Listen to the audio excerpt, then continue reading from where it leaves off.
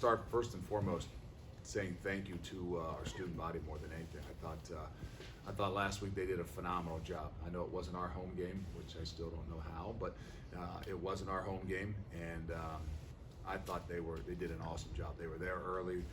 I don't know that I didn't expect that, but I know that I believe they may have started a little faster than we did, and I really appreciate that, as well as the entire crowd. I mean, I really thought it was you know, really, really good. I think that had it been our home game, maybe we'd opened up the upper deck. I think we could have filled that thing. So it was awesome to see our people. Started with our students, but also the fans. And you know, as you know, it's a rivalry game, and that doesn't mean it's ever going to be easy. And you know, it was a hard-fought game. You know, we didn't play well, I think, to start with. Obviously, we had some turnovers and some things like that. But all in all, the objective is to win the football game. And for the first time since 1915, we took the lead in 60-59, 60-59-7, and we're happy, excited, and proud of that. But as you know, it's time to move on, and we did that Sunday, probably about 3:30, 4 o'clock. We moved on, evaluated it, and now on to Indiana. And this is going to be a great challenge for us. This is you know, I know it's something we've looked forward to. Obviously, getting them into our home stadium, and excited for Nippert Stadium really to be rocking. And I think that's you know, what we've said, and you've seen, and you guys know about it. One of the tougher stadiums to play in college football, and that's what I would expect on Saturday. You know, we've got a job to do, and I know just like last week, our student body and our fans will do their job, and I think I know I'm excited about it. I know our entire team is excited for that. Questions for Coach? Joe, in the back. You can go. Just See what happens when I don't go first. Luke, how important do you think last year's win at Indiana was to kind of kickstarting your bid nationally to get more attention? Well, it was big, but it was big in a lot of different ways. Obviously, in every year you're going to go through adversity, and I've said I thought it was probably the worst 28 minutes of football we played in a while, and we did not play well. You know, we didn't handle the atmosphere quite as well. Maybe the heat, all the different things. Being on the road, we did not handle that well, and for us to find a way to kind of rally the troops, gather ourselves, and win a big game on the road. You know, so that was kind of the start. Not that we didn't believe and think we had a really good football team, but more than anything, to be down the way we were, to kind of be facing what it is that we were facing on the road. I thought that really helped define us kind of as a team, because every year you're different. And I think that was the point last year where we found out a lot more about all the other things we had around us. We knew what Desmond Ritter was going to be like. We knew what a lot of those other guys. But how are those guys really going to come together? And that second half in particular, the last minute and a half of the first half, I thought was really, really big for the growth of our season last year. You talked on Saturday about the offense looking a little different, maybe kind of taking some of Ben's strengths. You are throwing the ball a lot more than you have in your 6 years here. Are you comfortable with that from an offensive perspective? We're comfortable with winning and scoring points, and every year, you're going to be a little different, and that still doesn't get away from who we think we are and who we want to be. And for us to be able to establish and find the guys that are going to carry the running game, I think more than anything, is where I think we still got to grow. We're not going to get away with being the top 10 team in the country throwing the football. And the reality is, the teams that are the top 2 and 3 in the country usually aren't always the best. Just like the top 2 or 3 teams run the football aren't always the best because they don't have balance. So for us to continue to grow, we know we've got to be able to throw the football, but we've got to make sure we've got enough balance. I'm not saying we didn't. Obviously, Chuck rushed for over 100 yards, and I think that was really, really good for a team that basically in the past had said they're not going to allow you to run the football. I think Kentucky rushed for 40-some yards, and they had done a really good job. But I know for us to continue to develop, we've got to create and make sure that we've got balance in what we're doing. And that's establishing that ability to be able to run the football a little bit more. So no air raid or anything like that? I don't know. I don't know that it doesn't have to fit my personality. And again, at this age, you better be able to adapt and adjust, but better be able to adapt and adjust what those guys inside that room can do. You talked about splash plays and wanting to be explosive. I think there were 15 plays of 15 yards or more. Are you happy with where you're at in terms of being able to both run and pass, hit some of the big ones? Well, that's been the difference in that rivalry game. We were plus 11 in the explosives last week. Obviously, we didn't win the turnover margin, which is where we've done not as good a job in that game in particular. But some people would say, the analytics people of the world would say that turnovers aren't as big a deal. It comes down to the explosives. I don't know, I do know that I don't agree with them. But I know at times that there's things that can balance things out, and you've got to be able to find ways to create explosive plays. Just like defensively, you got to find ways to eliminate explosives and create havoc. And that's where we have done a good job. Each and every week we've done a really good job at finding ways to create explosives, whether that's throwing the football, whether that's getting the ball into space, and running the football and popping them. But it really comes down to the space stuff. I say it all the time for the back: get them to the second level, and let's see people have to tackle them. The skilled guys get the ball out there into all that space and make people have to tackle them. We've done a really good job of that, and I think that's obviously was the difference in last week's game. With the Indiana game coming up, your first 4 weeks have a very big difference in skill level from each team week to week. How difficult does that make it, or how much does it change in how you prepare going into each game? You don't prepare any different. Obviously, the unique one is always the triple option stuff, and sometimes it takes a week or so to kind of get back into the swing of things. And we used to do a study that after playing a triple option teams, a lot of teams had not fared well the following week. I don't know if that study still holds up. That was 4 or 5 years ago. But I do know that there are some things that make it a little bit more difficult on you, just with the development of you as a defense. But I think that's, each and every week there's going to be different things. We didn't tackle well in the very end of the season last year, but as you look back at it, you'd say, okay, well, you're tackling different people as well. So I think we knew going into this season that we were going to be a little bit front-loaded with this schedule. We knew we needed to do some things in fall camp to prepare ourselves. I don't know that we did a great job of that in week 1, but I think we've done a much better job as we continue to move forward. And I think from here on out, we're going to see more and more skill. Our league is full of skill as well. And people are going to spread it out, get the ball in space, and you've got to do a really good job of having the ability to tackle and leverage things, especially defensively. You mentioned after the game you weren't sure if Kiner was available late. Did you find out? Do you have any updates on him? Well, he was there. I don't know if he was available as much, but we was a little bit dinged up. They didn't feel really comfortable. I know he did.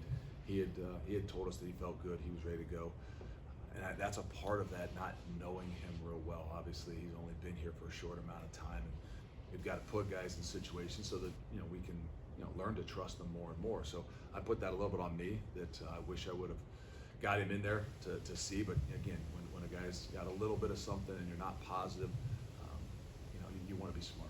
And I think that's the good and the bad of having a Charles McClellan that you got the utmost confidence in, to be able to leave in there and just kind of tote it the rest of the way. It is a good thing, but I don't know that in the long run that's what's going to be best for us, because we know we're going to have to develop a lot more of those guys and gain some more confidence in Corey and Miles and those guys. So I wish we would have had a little bit different opportunity. I wish we would have got him in there and maybe seen him in those situations. But we'll see a lot more of him as we move forward. I think the idea of a undefeated Big Ten team coming to different stadium might be bigger of a media headline than you guys will probably see.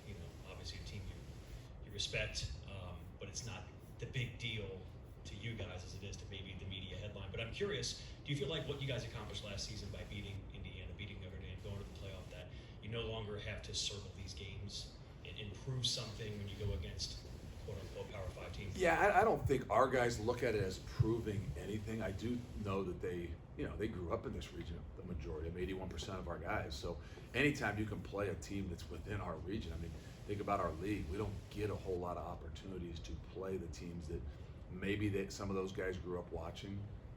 Not saying that they were die hard to go to Indiana or whatever, but I think that does mean something. And so anytime someone comes in, especially a team that's undefeated, I think it's a big deal. It's a big deal, guys. I don't think they look at it any differently, being the P words that we don't say.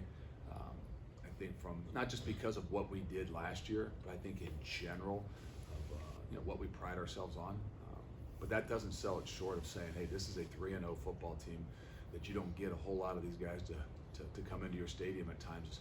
And so it's a big deal. It's a big deal for us. I'm sure it'll be a big deal for them because obviously last year, in their house, it didn't go the way they wanted it to. So in some ways, I think if I was them, I'd have this one circled. The ability to go on the road and kind of redeem what maybe we did to them last year. So the key is that we understand that. The key is that we prepare for that. But I think more than anything, our guys just love being at home and have the ability to play in front of a wild crowd. Losing a guy like Malik Van, a super senior, having Phillips and Wiley play, how do you feel like they did in his absence? They did a good job. I mean, we knew we were going to have to play guys. That's the good of how we've played the last few years. But it's hard. It is difficult. I mean, I not just feel bad for our team. I feel bad for Malik. I mean, it is a really difficult situation, to come back for another year and prepare really, really well, and then to have something like that happen. And it's not something you could avoid. I mean, there's not like, well, if I'd have done something different, I could have taken care of myself. And it's just one of those things that you got no explanation for. And so all around it, it's a tough situation, but it's a part of the game. That's why we've been harping and hammering on those guys. I call them younger guys, but guys that maybe haven't played as much ball. That they're going to be a big part of this. And obviously Eric and Justin Watley and Noah Potter are the guys that probably maybe went from playing 40 snaps a game or 35 snaps a game to playing 50 snaps a game. Maybe they were only going to play 20 snaps. So we're going to have to be able to use those guys in some different ways and still be able to kind of roll them a little bit more. And got to find now for us, we got to find who is that 7th and 8th guy, and that's where Ryan Mullaney is also falling into, really be able to help us a lot. I know it's still early, but the advanced metrics are really good on Taj and Sammy in the slot. What have you seen just from evaluating film and all that? Well, if you haven't noticed, I think that they haven't been challenged maybe as much, and I think what people have done a little bit more is some of the motions. I think that's week 1. And it's been a little bit, I'm not saying copycat, but you tend to get those guys continue to do that. And, twofold. Is it because they've done a really good job? Is it the structure of what it is you're doing? Is it they're trying to take advantage of something else? Needless to say, I think we feel really good about what it is that they've done. The nice thing is, as you remember, our quad had kind of played that position solely. And when he went out, I think that sometimes we threw Taj in there, but he didn't play a whole lot. So I think the ability to play those guys, 50% of the time, they're subbing, whether it's every 2 series, every 1 series. I think it just gives us a lot more options. It gets those guys a bit fresher, and they're both mature enough to handle. Because some guys would say, well, I'm better when I play the whole time. But the really mature ones that, even if they aren't in there, that are paying attention and watching, gain a lot more from even where their vantage point from on the sideline, as well as continuing to be fresher and healthier. So they've done a really good job, and I think at some point in time, especially maybe this week with a lot of the space that these guys create, they'll be challenged a little bit more. Brett Yormark, the new Big 12 commission, when he was here, he shared with us that he had a funny conversation with you about you ruining his homecoming to Indiana when you guys beat him last year. Do you remember that conversation and how playful you guys were there? I don't know if I remember the homecoming part of it, but I remember that he had went to school there. I don't remember that. He did tell you, maybe he did tell me he was at that game, but I don't know as much Saying about he was the feeling homecoming. himself and then Well, I just wanted to make sure he knew where he was. He didn't lose sight of where his, who's on his team. So even though you have alma maters, those things go in the background a little bit as you move into new things. So hoping you understood that. Indiana, as you mentioned, spreads you out and throws it around a lot. How do you maintain that discipline as a run defense, though, to not lose sight of they throw so much? Yeah, it's, there's not a giant sample size, too, because you're kind of looking around and obviously what Walt Bell, the offensive coordinator, had done in other places, or whether it was at UMass, and they've just got 3 games looking at them. So there's a lot of things that you're still trying to speculate, but you know this, that they're going to spread the ball around. If you remember playing the UCFs of the world, I think that is very similar to what it is that they're doing. And the unique thing about UCF was that hey, if you didn't pay attention to the run, that's where they were most dangerous. everybody talks about the shots down the field and the space, but their ability to have balance is what made them so good. And that's a little bit of the vision of what I see from Indiana. That sometimes you notice just the splits and the things like that, but their ability to still be able to run the football is, I think, where they create the difficult situations when you've really got to they got a balance to what it is that they're doing. So you mentioned throwing that ball around, them spreading that. You have a guy on Indiana's offense, Devin Matthews, smaller receiver, kind of move him around in that offense, whether it's in the slot, in the run game, spread him out. How do you guys prepare for a guy like him? Obviously, a smaller receiver can affect the game in so many The ways. good thing is we've got some pretty good slot receivers that we've gone against every day, and that's where the Trey Tuckers and the guys that we face on a regular basis really hopefully prepare us for when we get opportunities like this, that our nickels and those guys that are in the slots have been challenged a lot. So the difference is they do create some more space with some of their splits and things like that. So there's always different things, and you got to be aware of it. But that's why I kind of said before that I think those nickels will have a little greater challenge on their hands, not just because of Matthews, but also because of how they use them, the space that they create, and that's a great challenge for us. You mentioned how 80+% of your guys are from this area. Having Indiana come here, how much does that help with recruiting and you really honing in on being? Well, 81% of our team are from a 300-mile radius. I wouldn't just say right here, but when you say that, you're talking from Chicago to Detroit to Pittsburgh to kind of Nashville, and maybe some would say and grew up in somewhat of Big Ten country, so they know a lot about whether it's the Big Ten or it's Indiana. We've got several guys from Chicago, and so they know a lot about the history of it, and so I don't know that they envision and understand and see for a Big Ten team or Indiana to come into our place is not as normal. Like, they don't always do these kind of deals, but I think for them it's just the idea that, hey, this is a 3-0 football team. This is a team that really kind of helped us get on to track for where we were last year, and knowing that when you beat somebody at their place, they've had this thing circled. So I don't know if they understand the magnitude of it, maybe what has to go down to make these deals happen, nor does it matter. The reality is, I think they respect what it is and the opportunity they've got. There were some reports last year that Indiana maybe likes to peek over and take signals from the other side. Is that something you guys have dealt with or found a way to combat? I don't know that. I guess I'd say that if you didn't think that everybody is doing some version of that, then you're probably blinded, and you're get your head under that rock that I live in sometimes. It is what it is. I think we've always got to do a good job of changing things up, whether that's week to week, year to year. So I don't know. I mean, I think the tempo, at least offensively, for them to steal defensive signals, I'm sure that's it's things that they look at, but as quickly as they go, it probably makes it a little bit more difficult on them. I don't know that they care as much about what it is that you're in. I think they focus a little bit more about themselves. But that doesn't go to say that we don't know that those things do go on every week, and you've got to find ways, because you get later in the year, everybody's got a pretty good book on what people are doing. There's TV copies, there's all kinds of things. So I think you've got to just be aware of it and know that each and every week you got to make some adjustments. Any other questions for Coach? Thank you, sir. Sure.